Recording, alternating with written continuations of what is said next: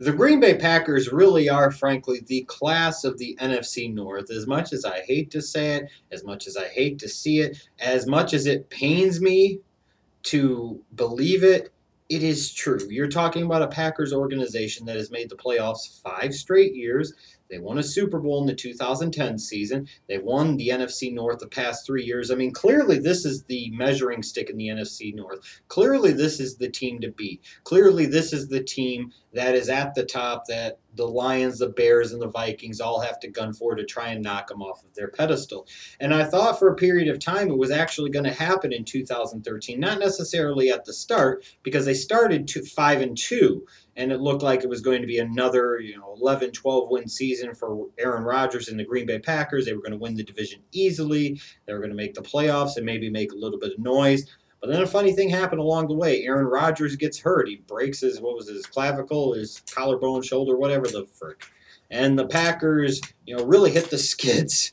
And it looked like at one point in time they might not win another game the rest of the season. And there was some serious talk about them, basically throwing in the towel on the season and not bringing back Aaron Rodgers at all.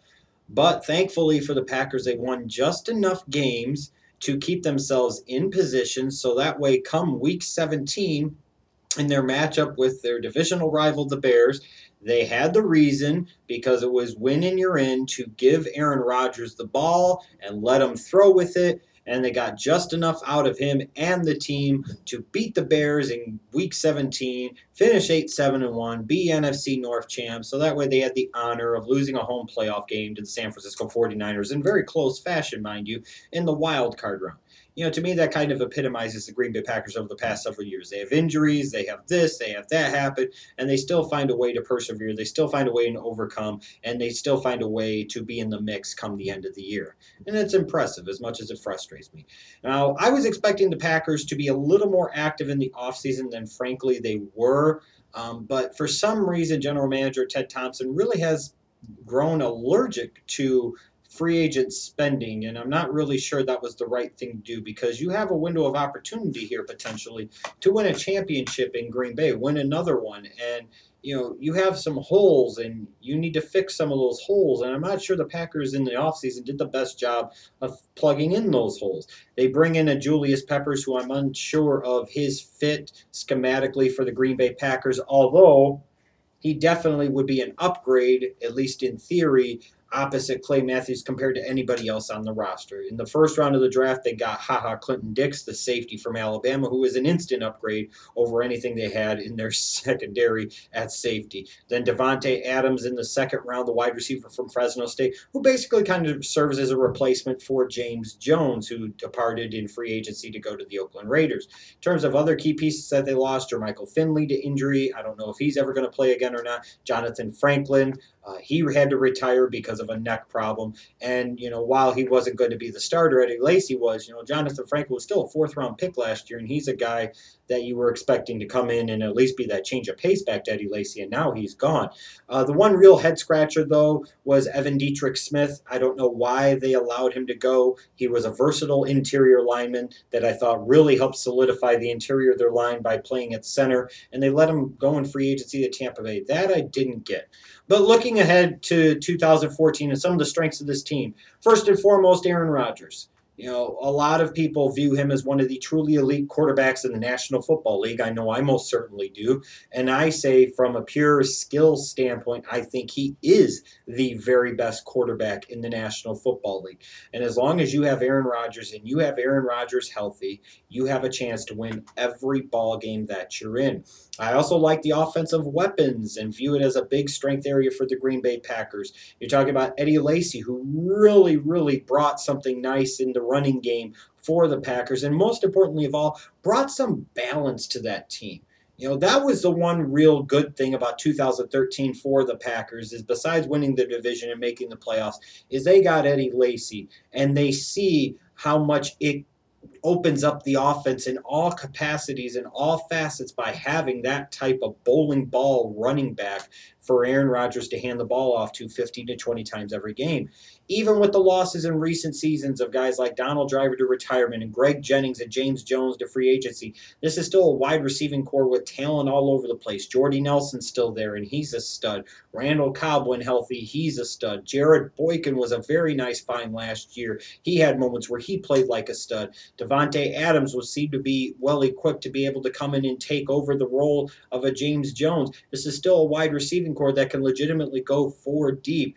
That's a lot of weapons for Aaron Rodgers to work with in that Green Bay offense. I also think their secondary will be improved. I love their corners of Sam Shields in particular. Trayvon Williams is okay, but serviceable. You could do a lot worse with your number 2 corner. Bringing in a Ha-Ha Clinton Dix, that's, I think, the strength area, believe it or not, for the Green Bay Packers is their starting secondary. In terms of question marks, though, I look at tight end. With probably no Jermichael Finley in the fold, they really didn't go out there and make any big moves at that position. Yes, they drafted Richard Rodgers from Cal in the 3rd round, but we'll see how much he contributes right away. But that's a question mark either way. When Finley was healthy, it was just yet another element and another weapon for Aaron Rodgers in that Green Bay passing attack that at the moment it doesn't look like they have. I still have questions, too, about their pass rush other than Clay Matthews. That's part of the bugaboo for the Green Bay Packers. As a 3-4 defense under Dom Capers, you're built off of the linebackers and their ability to generate a pass rush. And really, they've been a one-dimensional pass rush team for the past couple of seasons. It's pretty much Clay Matthews is providing the majority of your pass rush. And there's no real other complement or other real threat coming after the quarterback. And that's got to change. And I'm not sure that has changed all that much. And the Packers also have some serious questions. I still think they do when it comes to their ability to defend mobile quarterbacks. You've seen this over the past couple of years with Colin Kaepernick just eating their assholes alive. Alive. They just can't contend with him. They just can't keep him under wraps. And with other mobile quarterbacks throughout the division, in the case of maybe a Teddy Bridgewater, other quarterbacks in the NFC as a whole that can move on their feet, guys like Colin Kaepernick and Cam Newton and Russell Wilson, can the Packers defend those type of quarterbacks? Based off the recent history, the answer is no. And until they can do that, they're only going to get to a certain level in the NFC, and they won't be a real deal legit contender because at some point in time, they're going to have to face a mobile quarterback that they flat out can't stop. Looking ahead to their 2014 schedule, they've got the toughest schedule in the division. Now, they've got the AFC East and the NFC South like everybody else, but their NFC conference games are Seattle to open the season and then Philadelphia. So, it's scheduling didn't do them any favors, but that's what happens when you make the playoffs 5 straight years and you've won the division the past 3 years. You tend to get the toughest schedule. In terms of keys to success for the Packers in 2014, I still think they're the best team in the division, even though I have some concerns about certain areas. They've got Aaron Rodgers. That's a big place to start. If Aaron Rodgers stays healthy and Aaron Rodgers is right and Aaron Rodgers is Aaron Rodgers, it's going to be hard for any team in that division to mess with them, basically. They need that defense to play better.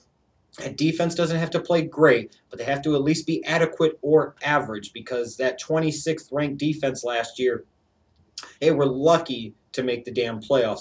And they saw what happened when Rodgers went out for almost half of the season. They didn't have a defense that could come in and win some games for them when they needed it. They're such an offense-based team that if that offense doesn't win games for them, that defense isn't going to do it. Well, they need a defense that maybe occasionally can make those big stops, make those big plays, and help win them some games.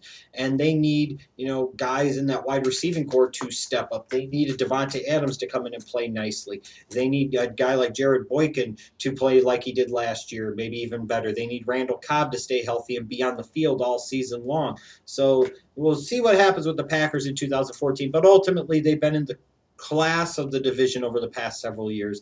Like I said, they made the playoffs 5 straight years. They've won a Super Bowl in that time.